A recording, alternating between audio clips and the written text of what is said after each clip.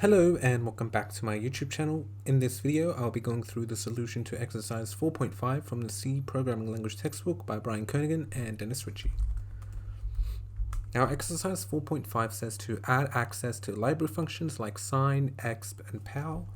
And just to be sure, this is the circular function or the triangular function, trigonometric function, I should say, sine.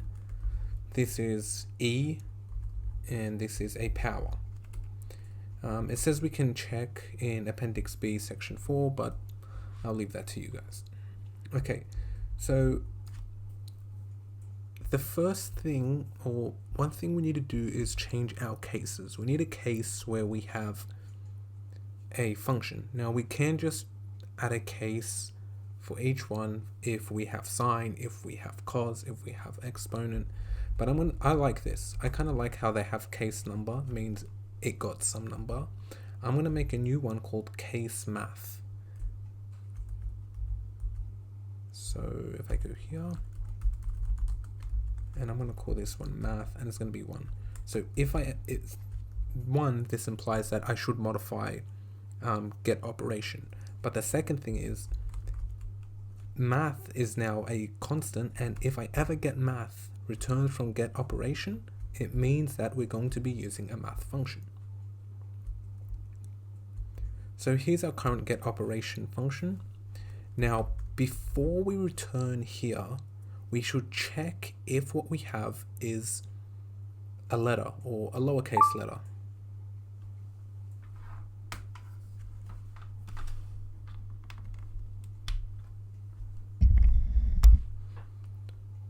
Okay, so we don't want to return prematurely. Like, what if we just read an S for sine, and then this is obviously true, and then we just return S? We want to keep on reading the rest of the characters. So here's what I'm going to do. After this, I'm going to say if C, if it's a lowercase letter, then I should do some stuff. And I'm going to move this here because I may need to do some stuff with it in this if statement. And so what I should do, if it's a lowercase character, I should just keep on reading.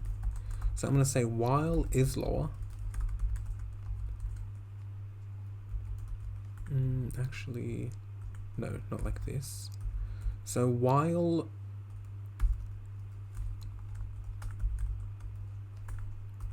that is lower, and that's going to be equal to C, and that's going to be equal to what should I do? Nothing. So just to reiterate, this, well, what happens is this, we get a character and we assign it to C, and we also assign it to the string. And while it's lower, just keep doing it. Now let's check. Actually, before we check, we should set the null terminator.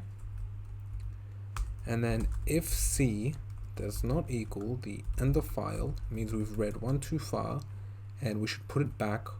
We should, what was it called? Unget. We should unget C.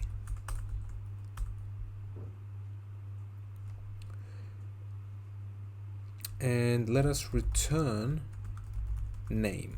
So this means we're calling a mathematical function. And so here, maybe I should put it, wait, did I say name or math? No, this should be math. And after number, I'm going to check case math. Okay, now we need to check which mathematical function we need to use. So I'm going to say if stir compare, this is how we can check if two strings are equal, S with sine, then I'm going to push sine, what argument? Well, whatever's at the top of the stack. Otherwise, what's going on here? and if we get a match, it's obviously going to be equal to 0. Otherwise, if stir compare with, I don't know, cos equals 0, we're going to do the exact same thing but with cos. Else, if stir compare with the exponential function, I'm going to push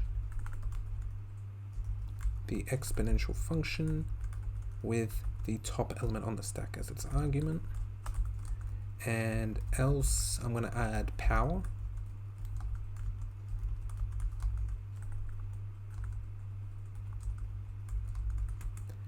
and here we have to be careful with our order of operation. So the very top element is going to be the actual exponent or power. So this is going to be here, we just got it, and then we can push what?